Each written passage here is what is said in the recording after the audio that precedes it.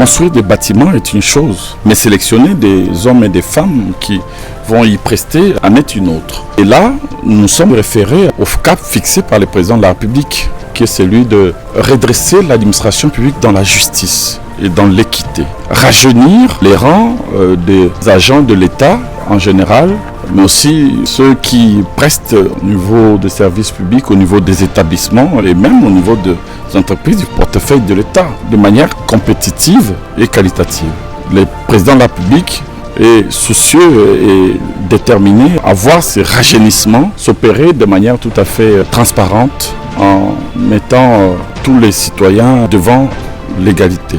Donc l'exercice d'aujourd'hui, c'est celui-là, restaurer le sens de l'égalité pour tous et faire en sorte que nous soyons à même de faire respecter le principe de l'égal accès aux fonctions publiques, aux fonctions de l'État, aux postes de l'État, tel que prôné donc par la Constitution, notre loi fondamentale. C'est vrai que ce n'est pas évident, mais c'est possible si on veut l'organiser. Il faut absolument dépolitiser l'administration publique. Pour dépolitiser le recrutement au sein des établissements et autres services publics. C'est fondamentalement important.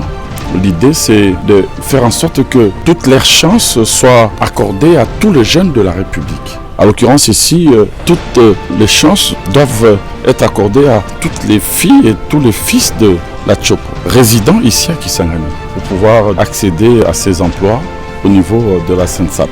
Nous sommes en train d'assister à l'effondrement du système de privilèges pour ne faire de la place qu'à la méritocratie. Seuls les meilleurs doivent servir l'État.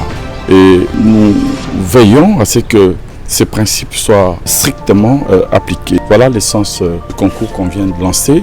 Tout le monde n'aura pas la chance, évidemment, d'être sélectionné parce que les postes sont limités. Mais au moins, chaque jeune saura désormais que chaque fois qu'il y aura un concours, ici à Kisangani, comme à Goma, comme à Bukavu, à Kinshasa, dans les grands Kasaï, les grands Bandundu, les grands Équateurs, les grands Katanga, le Congo central, partout, eh bien, chaque jeune va renouer avec l'espérance, renouer avec la confiance et se dire, au fond, que j'existe en tant que citoyen et que j'ai une chance de pouvoir, moi aussi, accéder à un emploi public. Bonne chance à toutes et à tous. Les tests s'est très bien passé. Je me suis retrouvée à 80% et je suis en train d'espérer une réussite. Et avec le bon Dieu, je crois et j'espère travailler dans cette société. Le VPMTL nous a encouragés, il nous a donné des conseils. Il était là pour nous motiver. Merci beaucoup VPM. J'avais vu l'offre en ligne et puis j'avais pas tardé de postuler. On m'avait appelé pour me dire que j'étais retenu. Nous espérons avoir des bonnes suites. Sa présence dans notre auditoire, ça m'a beaucoup impressionné et par rapport à ce qu'il nous avait dit, ça m'a vraiment émouvé et puis j'étais tellement content de le voir. J'ai vraiment aimé, ça m'a aidé à réfléchir et ça a été. Le président du VPM m'a beaucoup motivée parce que j'étais stressée. Je ne savais pas qu'est-ce qu'ils vont nous poser et j'étais là trop stressée quand je le vis. Vraiment, ça m'a beaucoup motivée, j'ai aimé. J'ai aimé sa présence avec des paroles encourageantes et j'ai beaucoup aimé.